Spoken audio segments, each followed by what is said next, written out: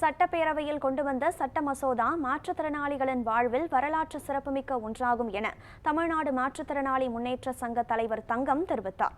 சட்டப்பேரவையில் மாற்றுத்திறனாளிகளுக்கான முக்கிய திட்டங்களை முதலமைச்சர் மு.க.ஸ்டாலின் அறிவித்திருந்தார். இது தொடர்பாக செய்தியாளர்களுக்கு பேட்டியளித்த தமிழ்நாடு மாற்றுத்திறனாளி முன்னேற்ற சங்க தலைவர் தங்கம், மாற்றுத்திறனாளிகளின் பொற்காலம் தமிழ்நாட்டிலிருந்து துவங்கியிருக்கிறது என குறிப்பிட்டார். தமிழ்நாடு மாற்றுத்திறனாளி முன்னேற்ற சங்கம் சார்பாக முதலமைச்சருக்கும் துணை முதலமைச்சருக்கும் நன்றி தெரிவிப்பதாகவும் கூறினார். மாற்றுத்திறனாளிகளுக்கு முதல் படிக்கட்டாக உள்ளாட்சி அமைப்புகளில்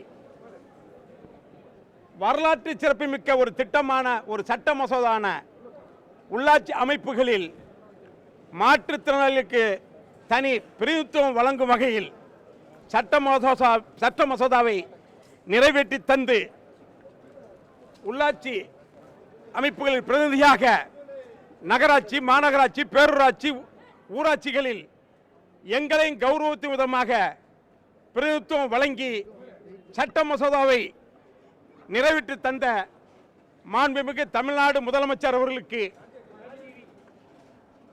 தமிழ்நாடு மாற்றுத்திறனாளிகள் முன்னேற்ற சங்கம் சார்பாக பாராட்டுக்களையும் நன்றியையும் தெரிவித்துக் கொள்கிறோம்.